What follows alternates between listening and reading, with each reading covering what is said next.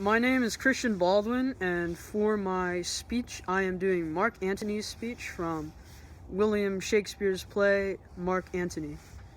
I'm doing this passage because it's one of the famous speeches from literature, and I just found it really interesting. So, friends, Romans, countrymen, lend me your ears. I come to bury Caesar, not to praise him. The evil that men do lives after them. The good is oft interred with their bones. So let it be with Caesar. The noble Brutus have told you Caesar was ambitious. If it were so, it was a grievous fault, and grievously have Caesar answered it. Here, under leave of Brutus and the rest, for Brutus is an honorable man, as are they all, honorable men. Come I to speak in Caesar's funeral. He was my friend, faithful and just to me.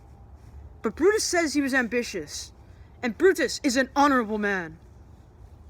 He hath brought many captives home to Rome, whose ransoms did the general coffers fill. Did this in Caesar seem ambitious?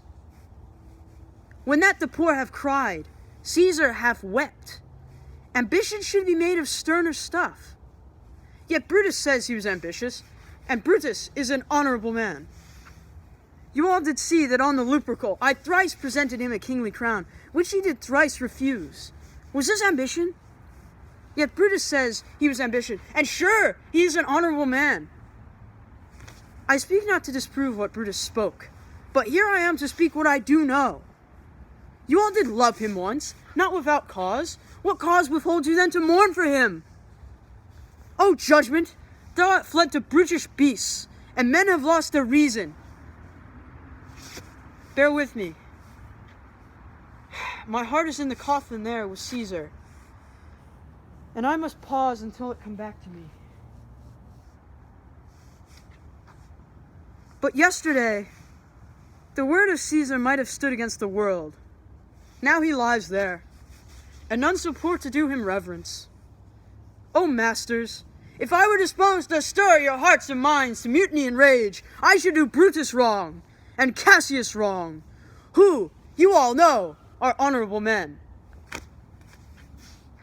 I will not do them wrong. I rather choose to wrong the dead, to wrong myself and you, than I will wrong such honorable men. But here's a parchment with the seal of Caesar. I found it in his closet. 'Tis his will.